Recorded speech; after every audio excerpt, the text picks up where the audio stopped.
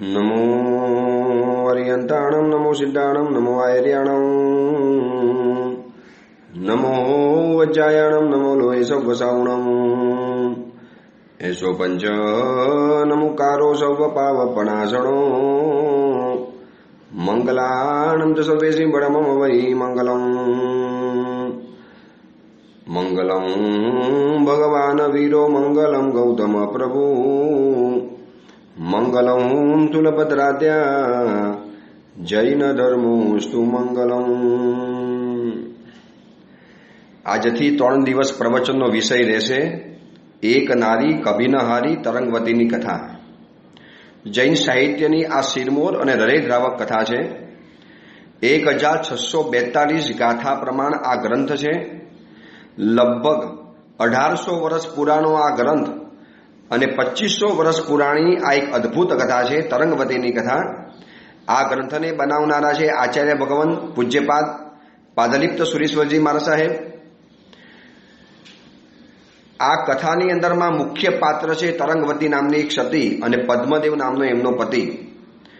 એક નારી કભિનહારી આ પાત્ર એટલું અદ્ભુત પાત્ર છે કે વર્તમાન સમયની અંદરમાં આવનારી મુશ્કેલીઓ તકલીફો જીવનની અંદરમાં પેદા થતી એવી વિચિત્ર સમસ્યાઓ આ બધામાંથી જીવનમાંથી કેવી રીતે માર્ગ કાઢવો એનું બહુ અદ્ભુત માર્ગદર્શન સ્પષ્ટતા આ કથા દ્વારા આપણને જાણવા માટે મળશે। જૈન સાહિત્યની અંદરમાં આવી ઢગલાબંધ કથાઓ છે। જ્યારે ચરિત્ર ગ્રંથો વાંચીએ ત્યારે એમ થાય કે મહાપુરુષો કરતા મહાસતીઓ એક કદમ આગળ છે। પુરુષો જ્યાં હાર્યા છે ત્યાં સ્ત્રીએ જીત મેળવી છે। ઋષિદત્તા, નર્મદા સુંદરી, ગુણસુંદરી, પદ્માવતી, સુરસુંદરી, મદનરેખા, મલય સુંદરી, આરામ શોભા, દ્રૌપદી, દમયંતી, સીતા, શીલવતી, અંજના સુંદરી, કેટલું લિસ્ટ બતાવું। આવી સેંકડો કથાઓ જૈન સાહિત્યની અંદરમાં ભાવ વિભોર બનાવી દેનારી છે।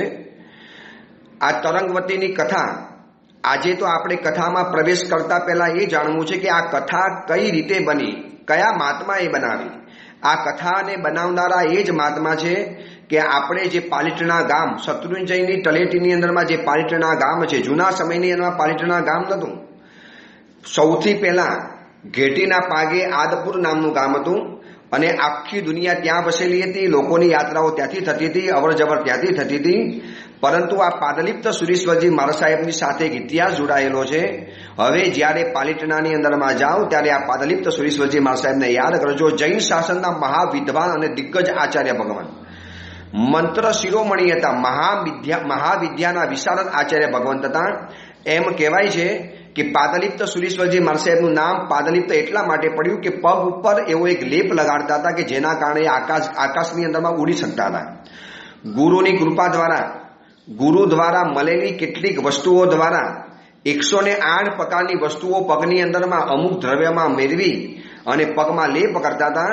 અને ઇતિહાસ કે છે, પ્રબંધ કોશ નામના ગ્રંથની અંદરમાં લખ્યું છે કે રોજ 5 તીર્થની યાત્રા કરતા હતા અને આકાશગામીની વિદ્યા દ્વારા સવારના પોરમાં ઉડે, આકાશગામીની વિદ્યા દ્વારા જાય સમેર શિખર, શત્રુંજય, અષ્ટાપદ, ગિરનાર આવા તીર્થોની યાત્રા કરી અને પછી જ પોતાના ઉપાસેની અંદરમાં નૌકાશી વગેરે કરતા હતા, ગોચી પાણી વાપરતા હતા।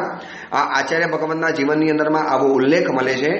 અને પગમાં લેપ કરવાના કારણે વારંવાર જ્યારે શત્રુંજયની યાત્રા કરવા જાય, તરંગવતીની કથા તો આપણે જાણીશું, પણ આ તરંગવતીની કથાને બનાવનારા કેટલા વિદ્વાન મહાપુરુષ છે। અને વિચારો આવા વિદ્વાન મહાપુરુષે તરંગવતીના જીવનની અંદરમાં શું જોયું હશે, આ કથાની અંદરમાં શું ભાવ નથી, આ કથાની અંદરમાં કયો રસ નથી, આ કથાની અંદરમાં મંત્ર મુગ્ધ કરી દેનારી શું વાતો નથી। જેમ જેમ કથામાં આગળ વધતા જઈશું એમ આપણને લાગશે કે શું એ તરંગવતીએ પોતાના જીવનમાં જાદુ પેદા કર્યો હતો કે એક પાદલિપ્ત સુરેશ્વરજી મહારાજ સાહેબ એમના જેવા મહાવિદ્વાને આની ઉપર એક કલમ ચલાવવાનું મન થયું। આ પાદલિપ્ત સુરેશ્વરજી મહારાજ સાહેબ રોજના ક્રમ મુજબ પાલિટણાની યાત્રા કરવા જતા હતા અને પાલિટણાના પર્વતોની અંદરમાં એક નાગાર્જુન નામનો યોગી હતો જે સાધના કરતો હતો, જેની પર સુવર્ણ સિદ્ધિનો રસ રહેલો હતો। અને રોજ જોવે કે કોઈ એક મુનિ ભગવાન, કોઈ એક શ્રમણ આકાશ દ્વારા યાત્રા કરવા માટે આવે છે અને પાદુકા બહાર મૂકીને જાય છે। અને આ નાગાર્જુન યોગી પણ જેવો તેવો નહોતો, અને પાદુકા જે બહાર મૂકી અને એને સૂંઘીને ચાકીને 107 વનસ્પતિઓ તો નક્કી કરી શક્યો. એને ખબર નહીં કે 108 વનસ્પતિ છે, અને એ વનસ્પતિનો લેપ પોતાના પગની અંદરમાં કર્યો અને ઉડવાની કોશિશ કરી. અડધું ઉડ્યો, પછી નીચે પટકાયો, હાડકાના ચૂરા થઈ ગયા. અને પારલિપ્ત સુરીશ્વરજી મહાસાહેબને આ ખબર પડી અને કીધું કે તારા જેવો યોગી ખાલી માત્ર સૂંઘી અને ચાખીને 107 વનસ્પતિઓ નક્કી કરે છે, તું ખાલી એક વનસ્પતિને નક્કી નથી કરી શક્યો. એનું નામ બતાવ્યું અને પારલિપ્ત સુરીશ્વરજી મહાસાહેબને એને સુવર્ણ સિદ્ધિનો રસ મોકલાવ્યો. ત્યારે પારલિપ્ત સુરીશ્વરજી મહાસાહેબ કહેવાય, અમારે સાધુઓને સુવર્ણ સિદ્ધિના રસને શું કરવાનો, અમે તો સાધુઓ છીએ. રસ આવ્યો, એમને રસને ઢોળી દીધું. અને નાગાર્જુન યોગીને એક અપમાન જેવું લાગ્યું. ગુરુદેવ, હું આપને આટલો કિંમતી, જેના એક ટીપા દ્વારા કરોડો ટન સોનું બની શકે એવી સુવર્ણ સિદ્ધિનો રસ હું આપને આપું છું, અને આપ ઠુકરાવી દો છો. અરે સાધુને સુવર્ણ સિદ્ધિના રસને શું કરવાનું? અને ઇતિહાસ કહે છે કે આચાર્ય ભગવંતનું માતૃ પઠવા જ્યારે શિષ્ય જતો હતો અને એમના હાથેથી જ્યારે પ્યાલો ઢળી પડ્યો અને એ પ્યાલો જ્યાં પડ્યો ત્યાંની શિલા સુવર્ણમય બની ગઈ. અને નાગાર્જુન યોગી આશ્ચર્ય સ્તબ્ધ બની ગયો કે શું આચાર્ય ભગવંતની જીવનની આવી પવિત્રતા છે, આવી જીવનની સિદ્ધિ રહેલી છે કે જેમની પેશાબની અંદરમાં, જેમના માત્રાની અંદરમાં, જેમના યુરિનની અંદરમાં સુવર્ણ સિદ્ધિની તાકાત રહેલી છે. અને નાગાર્જુન યોગી જિંદગીભર માટે પારલિપ્ત સુરીશ્વરજી મહાસાહેબનો શિષ્ય બની ગયો અને પોતાના ગુરુની યાદગીરી માટે જે પર્વત ઉપર પોતે સાધના કરતો હતો એ પર્વતની ઉપત્યકામાં તળેટીની અંદરમાં એને ગામ બનાવ્યું, નગર વસાવ્યું. એ નગર બીજું કોઈ નહીં, આજે આપણે પાલીટણા જે જઈએ છીએ શત્રુંજય પર્વત આદિપુર સાથે જોડાયેલો હતો, પરંતુ આ બાજુના ભાગની અંદરમાં, જંગલની અંદરમાં જેને નગર બનાવ્યું અને એ નગરને આજે આપણે ઓળખીએ છીએ પાલીટણા શહેર. આ પાલીટણા શહેર પારલિપ્ત સુરીશ્વરજી મહાસાહેબની સાથે જોડાયેલું છે. એમના જન્મની ઘટના પણ અદ્ભુત રહેલી છે. સરયુ અને ગંગા નદીના પ્રદેશની અંદરમાં કોસલા નામની નગરી હતી. એની અંદરમાં મહાકીર્તિવંત એક ફુલ્લ નામના શેઠ રહેતા હતા અને એને પતિમા નામની પત્ની રહેલી હતી. સંતાનમાં બીજું કોઈ હતું નહીં. એટલે પાર્શ્વનાથ ભગવાનની અધિષ્ઠાયિકા વૈરુટ્યા દેવીની આરાધના શરૂ કરી બંને પતિ પત્નીએ, અને 8 ઉપવાસ કર્યા અને વૈરુટ્યા દેવી પ્રગટ થઈ, પ્રત્યક્ષ દર્શન આપ્યા અને દર્શન આપીને કીધું કે તમારી સંતાનની ઈચ્છા છે ને, ઠીક છે, મારા તો તમને આશીર્વાદ છે જ, પરંતુ જાઓ તમારા નગરની અંદરમાં એક નાગ સુરીશ્વરજી મહાસાહેબના આચાર્ય ભગવાન પધાર્યા છે, મહાલબ્ધિધારી છે, મહાપવિત્ર છે, મહાબ્રહ્મચારી છે, મહાજીવનના ચારિત્ર ધારક રહેલા છે. તમે જાઓ એમના પાદ પક્ષાલનું પાણી પી લો. શિષ્યો જ્યારે સવારના એમનું પગ ધોવે અને એ પાણી તમે મેળવી લેજો અને એનું પાણીનું આચમન કરજો, તમારા જીવનના બધા જ અંતરાયો દૂર થઈ જશે. અને વૈરુટ્યા દેવીના કહેવા દ્વારા નાગ સુરીશ્વરજી મહાસાહેબની પાસે પધાર્યા. નગરમાં જતા આચાર્ય ભગવાનને વંદન કર્યા અને આચાર્ય ભગવાનને વિનંતી કરી કે આપનું પાદ પક્ષાલનું પાણી અમને આપો. આચાર્ય ભગવાન આવી રીતે આપી તો ન શકે, પણ જોયું કે જ્ઞાન દ્વારા કંઈક વિશિષ્ટ કાર્ય થવાનું છે, જૈન શાસનને મહાલાભકારી કોઈ કાર્ય થવાનું છે. અને શિષ્યને ઈશારો કર્યો, પાણી આપ્યું અને પાણી પીધું. અને પાણી જેવું પીધું એટલે આચાર્ય ભગવાનને કીધું કે તમે મારાથી 10 હાથ દૂર રહી તમે આ પાણી પીધું છે, એટલે મારું જ્ઞાન કહે છે કે તમને જીવનમાં 10 સંતાનની પ્રાપ્તિ થશે. વિચારજો શું આચાર્ય ભગવંતોના જ્ઞાન હશે એ સમયની અંદરમાં, કેવી શ્રદ્ધા હશે મુનિ ભગવંતો તરફ, દેવી દેવતાઓ તરફ પણ કેવી અકાટ્ય શ્રદ્ધા રહેલી હશે. અને દેવી દેવતાઓ કેવા ઇઝીલી 8 દિવસમાં 15 દિવસમાં પ્રકટ થતા હતા. કોણ જાણે વર્તમાન સમયની અંદરમાં આપણે એવા અભિશપ્ત યુગની અંદરમાં જીવી રહેલા છીએ કે આપણી આરાધના, આપણી ઉપાસના, આપણી ભક્તિ જાણે કે કોઈ દેવી દેવતાને સ્પર્શ જ નથી કરતી. સમજી રાખજો, આમાં દેવી દેવતાનો કોઈ વાંક નથી. દૈવી તત્વ તો આજે પણ મોજૂદ છે. આ કોરોના વાયરસનો સમય ચાલે છે. કઈ લોકોના મગજની અંદરમાં મનમાં એક શંકાની આગ પેદા થાય છે कि गुरुदेव इतनी भक्ति करी, भगवान की इतनी भक्ति करी तो भगवान के मंदिर के दरवाजे बंद क्यों हो गए? भगवानना दरवाजा बंद એટલા માટે થયા કારણ કે આપણી જ કંઈક અપાત્રતા હતી, આપણી જ કંઈક લાયકાત ઓછી પડી અને એના કારણે કદાચ મંદિરના દરવાજા બંધ થઈ ગયા. એક યાદ રાખજો, આકાશની અંદરમાં વાદળ ઢંકાઈ જાય એટલે સૂર્યનું તેજ ભલે ઢંકાઈ ગયું છે પણ સૂર્યનું તેજ ઓછું થયું નથી. જેવા વાદળો હટશે એટલે વળી પાછું સૂર્ય પુનઃ પોતાના પ્રકાશથી ચમકમાન બની જવાનો છે. એવી રીતે આપણા જ કોઈક અંતરાય કર્મના ઉદય એટલા ગાઢ છે. આ પંચમ કાળમાં આપણે જન્મ્યા છીએ. ઘોર આશાતાના યુગમાં આપણે જીવી રહેલા છીએ. આપણે વિચારો આપણી ભક્તિ પણ કેવી છે. સ્વાર્થ અને લાલચથી ભરપૂર ભક્તિ, દેખાડાથી ભરપૂર ભક્તિ, અને મંદિરની અંદરમાં પણ મારામારી અને ઝઘડા ઝઘડી અને મંદિરમાં પણ હુસાતુસી કરનારા આપણે લોકો, મંદિરમાં પણ પદનું અભિમાન અને અહંકાર કરનારા આપણે લોકો. એક નાનકડું ટ્રસ્ટીનું પદ મળી ગયું, કોઈક જગ્યાએ આપણે ચેરમેન બની ગયા, કોઈ બેચા સંપત્તિ કે ફેક્ટરીના માલિક બની ગયા, તગડું બેંક બેલેન્સ બની ગયું, શરીરમાં રૂપ અને શક્તિ આવી ગઈ, શરીરમાં કોઈ કલા આવી ગઈ, શરીરમાં કોઈ જીવનમાં કોઈ સિદ્ધિ મળી ગઈ, અને અભિમાનના તોરમાં ફરનારા આપણે માણસો અને પરમાત્માની 2 સેકન્ડની 2 કલાકની ભક્તિ કરી અને ભક્તિ દ્વારા આપણે એમ ઈચ્છા રાખીએ કે મારા જીવનના અંતરાયો દૂર થાય. વિચારજો, આ લોકોએ 8 દિવસના ઉપવાસ કર્યા, 24 ઉપવાસ કર્યા, ત્યારે વૈરવટ્ય દેવી પ્રગટ થઈ છે. અને એ પણ છે ને, જોયું કે શાવકો શ્રદ્ધા સંપન્ન હતા. કયા શાવકની આજે ધીરજ છે કે 8 દિવસ સુધી શાસન દેવીને પ્રગટ કરી શકે? શાસન દેવી આજે પણ આવવા તૈયાર છે. શાસન દેવી આજે પણ પ્રગટ થવા તૈયાર છે. પણ શાસન દેવી કે હું શ્રદ્ધાનો ભોગ માગું છું, શ્રદ્ધાનું બલિદાન માગું છું. કોઈ છે એવો શ્રદ્ધા સંપન્ન શાવક શાવિકા કે જે આટલી ધીરજ ધરી શકે?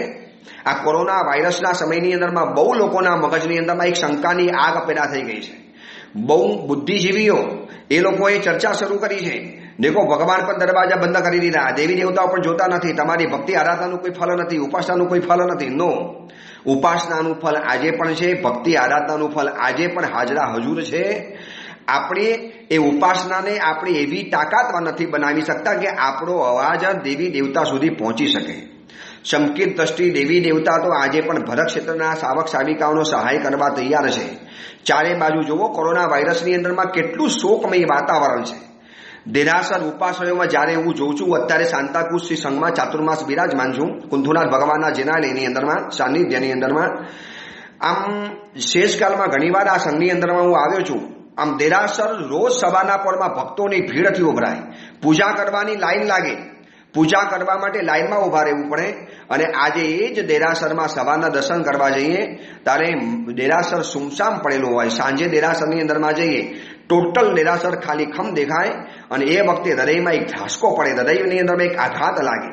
જે પ્રવચનને હોલ ચિકાર થઈ જાય પ્રદૂષણ પર્વ જેવા દિવસોની અંદરમાં, ચોમાસાના દિવસોની અંદરમાં. અને એ જ દિવસોની અંદરમાં આજે તમે જુઓ તો આખો હોલ ખાલી, ઉપાશ્રયો ખાલી.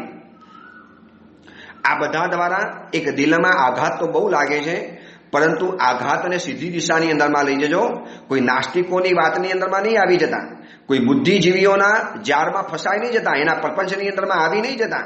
સીધી વાતને વિચારજો કે મારો જ કોઈક અંતરાય કર્મોનો ઉદય છે, અને એ જ અંતરાય કર્મોનો ઉદય આ કોરોના વાયરસ રૂપે પ્રકટ બનીને આવ્યો છે. લાવ ઓર વધારે શ્રદ્ધા વધારું, ઓર વધારે ત્યાગ તપસ્યા વધારું, ઓર વધારે જીવનની અંદરમાં શ્રદ્ધાનો ભોગ આપું કે જેના કારણે વરી પાછા પુનઃ એ આપણે જાજલ્યમાન દિવસો આપણે જોવા માટે મળે. શેઠને જ્યારે આચાર્ય ભગવંતે કીધું કે તમે મારાથી 10 હાથ દૂર રહી અને આ મારા ચરણ ઉદકનું પાણી પીધું છે, પાન પક્ષાલનું પાણી પીધું છે, તમને એનાથી 10 પુત્ર તો થવાના. અને શેઠે એ સમયની અંદરમાં કહી દીધું, ગુરુદેવ આપની ઉપર અમને સંપૂર્ણ વિશ્વાસ છે. 10 દીકરા જ્યારે થશે એમાંથી સૌથી પ્રથમ દીકરો, પહેલા ખોરાનો દીકરો પરમાત્મા હું આપના ચરણ કમળમાં ભેટ ધરીશ, આપ એને સ્વીકાર કરજો, હું એને દીક્ષાના માર્ગે વરાવીશ. અને નાગેન્દ્રના શબ્દથી સૂચિત પ્રથમ પુત્ર જે બન્યો, 8 વર્ષે ગુરુની પાસે લઈ ગયા, દીક્ષા આપી. આ 8 વર્ષે જે દીક્ષા આપી એ બીજા કોઈ નહીં પણ આ પાદલિપ્ત મુનિવરજી હતા. વિચારો શું જૈન શાસનના ધુરંધર આચાર્ય ભગવંત છે. ઇતિહાસ કહે છે કે 8 વર્ષે ગુરુની પાસે ગયા, દીક્ષા લીધી, 2 વર્ષની અંદરમાં એટલો કઠોર અભ્યાસ કર્યો, તીવ્ર બુદ્ધિમત્તા, તીવ્ર મેઘાશક્તિ, જબરજસ્ત આઈક્યુ પાવર. ગત ભવની અંદરમાં સરસ્વતી માતાની કૃપા અને સમ્યક જ્ઞાનની ઉપાસના કરીને આવ્યા હશે. અને એટલો બધો સમ્યક જ્ઞાનનો ક્ષયોક્ષમ કરેલો કે 2 વર્ષની અંદરમાં કદાચ 20 વર્ષમાં જે અભ્યાસ ન થાય કરી દીધો. અને ગુરુ ભગવંતે જોયું કે આટલી નાનકડી ઉંમરની અંદરમાં આ બાળક કેટલો બધો યોગ્ય બની ગયો, કેટલો ગંભીર બની ગયો. અને આશ્ચર્ય થશે તમને સાંભળીને. આ તરંગવતીની કથા આપણે જાણવી છે, એની પહેલા જાણવું છે કે કયા મહાત્માએ આ તરંગવતીની કથા બનાવી છે. અને આ તરંગવતીની કથાને બનાવનારા આચાર્ય ભગવાનનો ઇતિહાસ કહે છે કે 8 વર્ષે દીક્ષા લીધી, 2 વર્ષ અભ્યાસની અંદરમાં ગયા, અને 10 વર્ષે ગુરુદેવે એમને આચાર્ય પદવી આપી દીધી. જૈન શાસનના ઇતિહાસની અંદરમાં સૌથી નાની ઉંમરના આચાર્ય ભગવાન કોઈ બન્યા હોય તો આ પાદલિપ્ત સુરીશ્વરજી મહારાજ. હજી ઉંમરની 10 વર્ષ છે અને આચાર્ય બની ગયા. વિચારો, એક 10 વર્ષનો નાનકડો છોકરો અને એક જૈન શાસનનો આચાર્ય બની જાય. હા, બની શકે છે. બસ આ જ દેવ અને ગુરુની શ્રદ્ધાની એક તાકાત છે. અને પછી પાદલિપ્ત સુરીશ્વરજી મહાવિદ્યાના વિશારદ બન્યા. નિર્વાણ કલિકા વગેરે જેવા કઈ ગ્રંથો બનાવ્યા. અને એક વખત પ્રતિષ્ઠાનપુર એટલે કે આજનું પૈઠાન નગર કહેવાય, પૈઠાન દેશ આજે કહેવાય છે, ત્યાં સાતવાહન નામનો રાજા હતો. બહુ કવિ અને સાહિત્યનો શોખીન હતો, કવિતાઓનો શોખીન. ગામે ગામથી એને પોતાના દરબારમાં સાહિત્યકારોને ભેગા કરેલા. રોજ કવિતાઓ સાંભળે, વાર્તા વિનોદ કરે. અને રાજા સાહિત્યનો એટલો બધો ઉપાસક હતો. રોજ નવી વાતો, નવીનતા, નવા શ્લોકો, નવું સાહિત્ય, નવું સર્જન. અને એની સભાની અંદરમાં કવિઓ જ્યારે કવિતા ગાય ત્યારે એની રાજસભાની અંદરમાં એક ભોગવતી નામની એક ગણિકા હતી. આ ગણિકા એટલે શરીરને વેચનારી નથી, માત્ર નૃત્ય કલા ઉપર જીવનારી આ ગણિકા હતી. અને સભાની અંદરમાં જ્યારે આવા બધા વાર્તાઓના વિનોદ થાય, આવી સાહિત્યની જ્યારે ચર્ચાઓ થાય, અને રાજાએ એકવાર પૂછ્યું ભોગવતીને, દેખ ભોગવતી, મારી રાજસભાનું તો એક ઠાઠ માટ જો, શું અહીંયા વિદ્યાની વાતો થાય, શું નવી નવી કવિતાઓ બને, નવા નવા શ્લોકો બને, નવું નવું સર્જન થાય. ત્યારે એ વખતે ભોગવતી કહે છે કે રાજન, સહી વાત બતાવું, દરબાર તમારો સારામાં સારો છે, પણ જ્યાં સુધી તમારા દરબારની અંદરમાં પાદલિપ્ત સુરીશ્વરજી નથી આવ્યા, જ્યાં સુધી એમની કવિતાઓનું પાઠન નથી થયું, જ્યાં સુધી એમની સાહિત્યની ચર્ચાઓ નથી થઈ, જ્યાં સુધી તમે એમના મુખેથી વિદ્વાન વિશદ ચર્ચાઓ નહીં સાંભળો, ત્યાં સુધી તમારો દરબાર અધૂરો રહેવાનો. કોણ છે આ પાદલિપ્ત સુરીશ્વરજી? એકવાર દર્શન કરો. ગણિકા કહે છે, મેં એમના પુસ્તકો વાંચ્યા છે, એમનું સાહિત્ય વાંચ્યું છે, ભાવ વિભોર બનાવી નાખે. અને સાતવાહન રાજાએ પાદલિપ્ત સુરીશ્વરજી મહાસાહેબને પોતાના રાજ દરબારમાં આમંત્રણ આપ્યું. પ્રતિષ્ઠાનપુર નગરમાં બોલાવ્યા. અને 12-15 વર્ષની આચાર્ય ભગવાનની ઉંમર. વિચારજો, નાનકડા એક બાલક આચાર્ય બનીને જ્યારે દરબારમાં પ્રવેશ્યા છે, બ્રાહ્મણો મજાક કરવા મળે, મસ્કરી કરવા મળે. લો, આ બાલક આચાર્ય બન્યો છે, શું અમને કરી બતાવશે? અમારા જેવા કેટલા વર્ષોથી મહેનત કરી ત્યારે અમે આ સુધી પહોંચ્યા છીએ, આ બાલક શું કરવાનો હતો? અને જેવા દરબારની અંદરમાં આવ્યા અને પાદલિપ્ત સુરીશ્વરજીના મુખેથી જાણે કે સાક્ષાત સરસ્વતી વહેતી હોય એમ શ્લોકો ધારાબદ્ધ નીકળવા માંડ્યા. આશીર્વાદ રૂપે જ્યારે શ્લોકો નીકળવા માંડ્યા, વાર્તા વિનોદ થવા માંડ્યો, સાહિત્યની વાતો થવા માંડી અને સભા સ્તબ્ધ બની ગઈ. રાજાએ કીધું કે આપ રોજ મારા દરબારમાં પધારજો, આપને મારા દરબારની અંદરમાં એક વિશિષ્ટ સ્થાન આપવાની અંદરમાં આવશે. અને દરબારમાં પધાર્યા. અને બરોબર એ જ સમયે પાદલિપ્ત સુરીશ્વરજી મહાસાહેબે આ તરંગવતી નામની કથા બનાવી હતી. આ તરંગવતી કથા સત્ય ઘટના છે. ભગવાન મહાવીરના પ્રથમ સાધ્વીજી આર્યા ચંદનબાલાશ્રીજી, ચંદનબાલાના શિષ્ય હતા આર્યા સુવ્રતાસિંહજી, અને સુવ્રતાસિંહજીના શિષ્ય હતા સાધ્વી ભગવંત શ્રી તરંગવતીસિંહજી. વિચારજો, ભગવાન મહાવીરના સમયની અંદરમાં થયેલી આ ઘટના છે. પરમાત્મા મહાવીર નિર્વાણ પામ્યા અને ભગવાન મહાવીરના નિર્વાણ પછી સૈનિક રાજા પણ શાંત થઈ ગયા, દેહાંત થઈ ગયો. અને સૈનિક રાજાના પરંપરામાં ગાદી ઉપર આવ્યો છે કોણિક રાજા. અને ચંદનબાલાના શિષ્ય હતા સાધ્વીજી સુવ્રતાસિંહજી, અને સુવ્રતાસિંહજીના શિષ્ય હતા સાધ્વી તરંગવતીસિંહજી. અને પછી એ તરંગવતીના જીવનની અંદરમાં જે ઘટનાઓ બની અને જે કથાઓ બનાવી છે, એટલે મેં તમને કીધું ને, ગ્રંથ પ્રાચીન છે, 1800 વર્ષ પુરાણો આ ગ્રંથ અને 2500 વર્ષ પુરાણી આ કથા છે. પરંતુ આપણું એક કમનસીબ છે કે આ તરંગવતી કથાના જે મૂળ કથા છે ને, આ મૂળ કથાનો તો એટલો બધો ઉલ્લેખ મળે છે. જેટલા લોકોએ પ્રાકૃતના ગ્રંથો બનાવ્યા, સંસ્કૃતના ગ્રંથો બનાવ્યા, અને દરેક વિદ્વાનોએ એમ કબૂલ કર્યું છે કે અમે ગ્રંથ તો બનાવીએ છીએ, અમે સર્જન તો કરીએ છીએ, અમે શાસ્ત્ર તો બનાવીએ છીએ, પરંતુ પાદલિપ્ત સુરીશ્વરજી મહાસાહેબે તરંગવતી કથા જે બનાવી છે ને એની તોલે અમે નહીં આવી શકીએ. આવા દરેક લોકોએ ઉલ્લેખ મળ્યા છે. પરંતુ દુઃખની હકીકત એ છે કે મોગલોના સમયની અંદરમાં મૂળ પાદલિપ્ત સુરીશ્વરજીએ બનાવેલી કથા વિલુપ્ત બની ગઈ. અને તરંગવતી કથાનો જે સંક્ષેપ આચાર્ય નેમિચંદ્ર સુરીશ્વરજીએ કરેલો હતો એ કથા આજે મળે છે. પરંતુ મૂળ કથાના લેખક છે પાદલિપ્ત સુરીશ્વરજી મહારાજ સાહેબ. અને આ કથા એમને જ્યારે બનાવી, રાજસભાની અંદરમાં પેશ કરી. રાજાએ કીધું કે એવી કથા સંભળાવો કે આમ છે ને મારું દિલ રાજી થઈ જાય, રોમ રાજી ખડા થઈ જાય. અને એ વખતે લોક મુખેથી તરંગવતીની કથા ચાલુ હતી. પરમાત્મા મહાવીરના નિર્વાણ પછી તાત્કાલિકમાં જ બનેલી આ કથા હતી. કોણિક રાજાના સમયની અંદર બનેલી આ કથા હતી. ભગવાન મહાવીર કદાચ નિર્વાણ પામ્યાના 5, 7 કે 10 વર્ષ થયા હશે અને પછી આ કથા અને આ તરંગવતીનું પાત્ર એ વખતે બનેલું હતું. એટલે ભગવાન મહાવીર જ્યારે છદ્મસ્ત અવસ્થાની અંદરમાં હતા ત્યારે તરંગવતીએ છદ્મસ્ત અવસ્થાની અંદરમાં ભગવાન મહાવીરના દર્શન કરેલા હતા એવો ઉલ્લેખ આ તરંગવતીની કથાની અંદરમાં પાલલિપ્ત સુરીશ્વરજી મહાસાહેબે કરેલો છે. એટલે ભગવાન મહાવીરના સમયની આ કથા બની ગઈ. 2500 વર્ષ પ્રાચીન આ કથા છે. અને આ કથા જ્યારે હવે પાદલિપ્ત સુરીશ્વરજી મહાસાહેબ જેવા કહેનારા હોય અને તરંગવતી જેવી અદ્ભુત કથા હોય જેની અંદરમાં જીવનના દરેક પ્રકારના રસો રહેલા છે અને એ કથા પ્રાકૃત ભાષાના શ્લોકોની અંદરમાં જ્યારે સૂરી ભગવંત કહેવા મળે. સંક્ષિપ્તની કથા નેમિચંદ્ર સૂરી મહાસાહેબે બનાવી છે એ પણ 1642 ગાથાની છે. તો અસલ પ્રમાણ તો કદાચ કેટલા હજારો શ્લોક પ્રમાણ હશે. અને આ કથા પૈઠાણપુર રાજાના દરબારની અંદરમાં સાતમ રાજાની સભાની અંદરમાં જ્યારે કહેવાની શરૂઆત કરી અને સભા સ્તબ્ધ બની ગઈ. વાહ વાહ બોલવા મળ્યા. અને એ નગરની અંદરમાં પાંચાલ નામનો એક કવિ હતો અને કવિને જેલસી થઈ ગઈ, ઈર્ષા થઈ ગઈ. જોજો આ કથાની પાછળ પણ શું ઇતિહાસ રહેલો છે, જાણવા જેવો ઇતિહાસ છે. આ કથાની પણ એક કથા રહેલી છે. અને પંચાલ નામના કવિને થઈ ગયું કે હવે લાગે છે કે આપણને દરબારની અંદરમાં દરબારની અંદરમાં પાદલિપ્ત સુરીશ્વરજી જેવું સ્થાન નહીં મળે. એટલે એને ખોટી વાતો ફેલાવી. રાજન, આ તરંગવતી કથા જે આખી સંભળાવીને, અરે એ તો અમારી કથાઓમાંથી આચાર્ય ભગવતે ચોરી કરી છે, એમાંથી ઉઠાંતરી કરી છે, અરે એમાંથી શ્લોકો ચોર્યા છે. હું તમને કહું છું ને, આ કથા સાચી નથી, એને કાલ્પનિક કથા બનાવી છે અને ક્યાંકથી શ્લોકો ભેગા કરીને બનાવ્યું છે. અને રાજા કે પુરાવો શું? અને શું કર્યું ખબર છે? પાંચાલ કવિ બહુ હોશિયાર હતો. જેટલી કથા સાંભળેલી હતી એ કથાના કેટલાક શ્લોકોના પાના પોતે લખીને લાવ્યો. ધૂપ દ્વારા ધૂરની અંદરમાં રગદોરીને જૂના બ્રેન લાવ્યો. દેખો, આના જૂના પાના પણ મળે છે. ક્યાંથી આ નવી કથા બનાવી? અને રાજસભાની અંદરમાં સોંપો પડી ગયો અને આચાર્ય ભગવાન એક ચોર તરીકે જાહેર થયા. સાહિત્યની ઉઠાંતરી કરે, સાહિત્યની ચોરી કરે, કોકની કથાને પોતા નામે જાહેર કરી દે. અને આખા નગરની અંદરમાં હોહા મચી ગઈ. પાદલિપ્ત સુરીશ્વરજી મહાસાહેબને આઘાત લાગ્યો. અરે આટલો બધો દ્વેષ, આટલી બધી ઈર્ષા, આટલી બધી જેલસી. ભલે મારું જે થયું એ થયું, મારી બદનામી થઈ કદાચ ચાલી શકે, પણ મારા કારણે જૈન શાસનની બદનામી થઈ.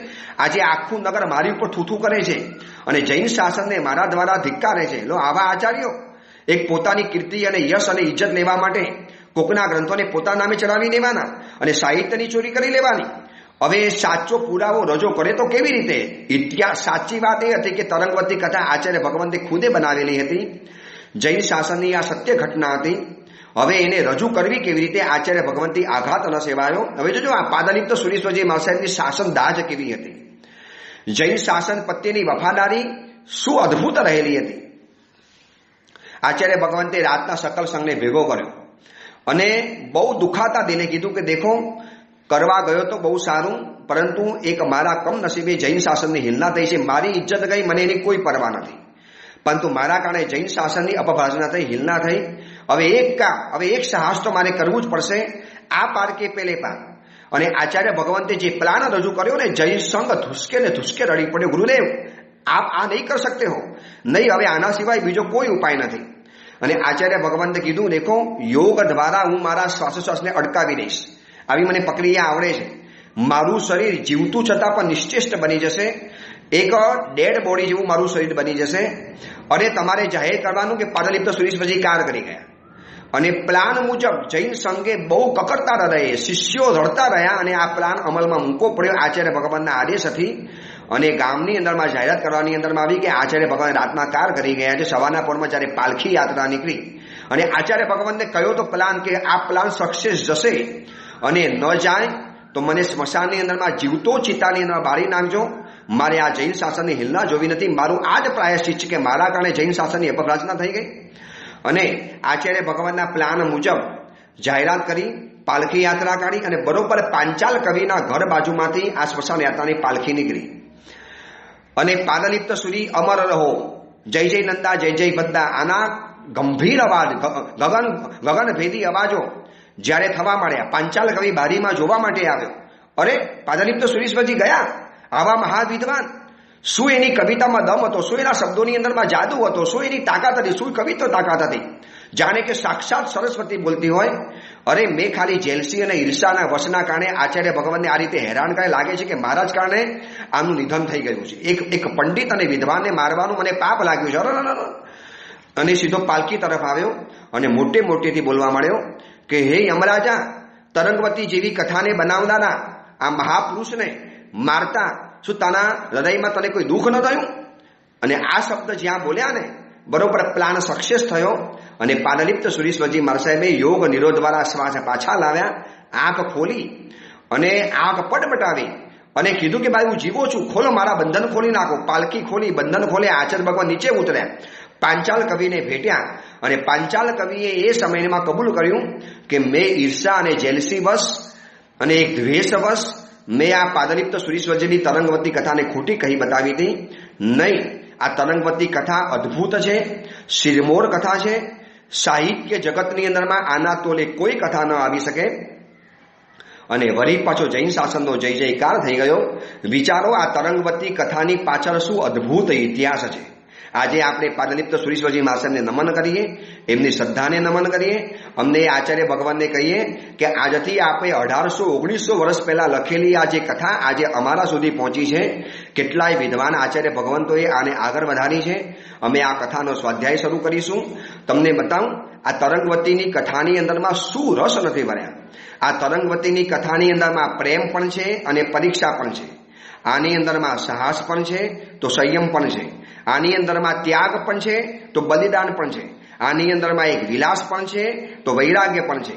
આની અંદરમાં સુખની ટોચ છે તો દુઃખની ખાઈ પણ છે. દુનિયાના દરેક પ્રકારના રસ આની અંદરમાં ભર્યા છે. એક જૈન શાસનના સમણી ભગવંત જ્યારે પોતાની આત્મકથા રૂપે એક શાવકના ઘરમાં જ્યારે આત્મકથા કહે છે અને એ આત્મકથા રૂપે જ્યારે આ રજૂઆત કરે છે, એક નવતર શૈલી રહેલી છે. આત્મકથા રૂપે આખો આ ગ્રંથ બનાવેલો છે. અને આપણે પણ આ આખી કથા જાણે કે તરંગવતી સાધ્વી આપણી સમક્ષ બેઠા છે. એક કલ્પના કરો, પરમાત્મા મહાવીરનો સમય હતો, 2500 વર્ષ પહેલા આપણે જવું છે અને કોણિક રાજાનો દરબાર ભરાયેલો છે. અને કોણિક રાજાના વખતની અંદરમાં એવી જાહેરાત કરવાની અંદરમાં આવી કે પરમાત્મા મહાવીર પધાર્યા છે, પરમાત્મા મહાવીર પધાર્યા છે. અને એ સમયની અંદરમાં નગરની અંદરમાં એક ચહલ પહલ મચી ગઈ. અરે ભગવાન મહાવીર પધાર્યા છે, ગૌતમ ગંધર પણ આવ્યા હશે, સુધર્મ સ્વામી પણ પધાર્યા હશે, ગંધર ભગવંતો પધાર્યા હશે, 14 પૂર્વીઓ પધાર્યા હશે, 10 પૂર્વીઓ પધાર્યા હશે, હજારો સાધુએ ભગવંતો પધાર્યા હશે. ચલો આજે આપણે દેશનાની અંદરમાં જઈએ અને દેશના જેવી પતિ એટલે રાજગૃહી નગરીની અંદરમાં લાઈન લાગી અને ગોચરી પાણી વરાવવાની લાઈન લાગી. મગધ દેશની અંદરમાં આ કથાની શરૂઆત થાય છે. અને લાઈન લાગવાની અંદરમાં અને ઘરની બહાર દરેક શાવક શાવિકા ઉભા રહી ગયા. એ સમયની અંદરમાં ઋષભસેન નામના એક શ્રેષ્ઠી હતા અને શ્રેષ્ઠીએ કીધું કે ભાઈ પોતાના દાસદાસીઓને તમે ઘરની બહાર ઉભા રહો અને જેટલા પણ સાધુ જે બધાને ઘરમાં ગોચરી પાણી માટે લઈ આવજો. અને બરોબર એ સમયની અંદરમાં તરંગવતી સાધ્વીજી એક સાધ્વીની સાથે સંઘાટક રીતે ગોચરી માટે વધારે છે. બસ આ ગોચરી માટે આવે છે અને ગોચરી માટે આવે અને તરંગવતી સાધ્વીજીને જોઈ અને જે એક ઘટના બને છે અને તરંગવતી સાધ્વીને એ પરિવાર પોતાના ઘરની અંદરમાં લાવે છે. શેના માટે લાવે છે? તરંગવતી સાધ્વીની પાસે શું એવી વિશેષતા રહેલી છે? આ કથા સાંભળશો તમને એમ થશે કે ગુરુદેવ આપ આની ઉપર પ્રવચન આપો. પણ આપણે શિડ્યુલ પ્રમાણે સોમવાર, મંગળવાર, બુધવાર અને ગુરુવાર અર્હન નીતિ ગ્રંથ લઈશું. જીવનનો નકશો, જીવનનો સુરેખ નકશો જાણવો છે. અને શુક્રવાર, શનિવાર અને રવિવાર 3 દિવસ આપણે આ તરંગવતી ઉપર પ્રવચન ચલાવશું. આ તરંગવતીની કથા અદ્ભુત કથા છે. તમારી યુવાન દીકરા દીકરીને આ કથા સંભળાવજો. વિશેષ કરીને ખાસ કરીને તમારી દીકરીઓને આ કથા બતાવજો. કદાચ પ્રવચન ન સાંભળે તો તમે એનો સાર સમજાવી દેજો કે બેટા એક તરંગવતી હતી. આ વિશ્વની અંદરમાં બધી જ સુંદરીઓ ભેગી કરો, એના બધા રૂપ ભેગા કરો, બધું એનું સૌંદર્ય ભેગું કરો અને એમાંથી એક સ્ત્રી પેદા કરો અને એ સ્ત્રી એટલે તરંગવતી બની શકે એટલું અદ્ભુત 2 મિસાલ રૂપ રહેલું હતું. અને આ રૂપ દ્વારા એનો ઇતિહાસ બની ગયો. બસ એ જ ઇતિહાસને આપણે આવતીકાલે શરૂ કરીશું. આજે આપણી ભૂમિકાની અંદરમાં તરંગવતી કથા કેવી રીતે બની, એની પાછળની શું ઘટના હતી, આ બનાવનારા પાદલિપ્ત સુરીશ્વરજી મહારાજ સાહેબનો પણ કઈ રીતે જૈન શાસનની ભેટ મળી. અને તરંગવતી કથા એક સ્ત્રી પાત્ર છે. એક નારી કભી ન હારી. વર્તમાન સમયની અંદરમાં સ્ત્રીઓને આપણે કદાચ માત્ર એક મશ્કરી અને મજાકનું સ્થાન બનાવી દીધું. એક આપણે એને માત્ર ભોગ્યા તરીકે જોઈ, પણ પૂજ્યા તરીકે કાર્ય પણ નથી જોઈ. સ્ત્રીમાં જે તાકાત, સ્ત્રીમાં જે સત્વ, સ્ત્રીમાં જે સંયમ, સ્ત્રીની અંદરમાં જે મર્યાદાઓ, સ્ત્રીની અંદરમાં જે શરમ, આ બધી જ બાબતોને લઈ અને આપણે કથાના માધ્યમ દ્વારા આગળ વધતા જઈશું. એ જ મંગલ કામના. આવતીકાલથી બરોબર કથામાં પ્રવેશ કરીશું. જેમ જેમ કથામાં પ્રવેશ કરતા જઈશું એટલો અદ્ભુત રસ પેદા થશે. કારણ કે મેં તમને કીધું ને, આમાં પ્રેમ છે, સાહસ છે, ત્યાગ છે, વિલાસ છે અને સુખ છે. આમાં પરીક્ષા છે, સંયમ છે, બલિદાન છે, વૈરાગ્ય છે અને દુઃખ પણ છે. આ બધાથી મિશ્રિત બનેલી આ કથા અને પાદલિપ્ત સુરીશ્વરજી મહારાજ સાહેબના જેવા મહાત્મા જ્યારે બનાવતા હોય, ચલો એ કથાને આપણે આવતીકાલથી આગળ વધારીશું. એ જ મંગલ કામના, મંગલ ભાવના. જેના આજ્ઞા અર્જુન કંઈ પણ બોલાયો હોય તો મિચ્છામિ.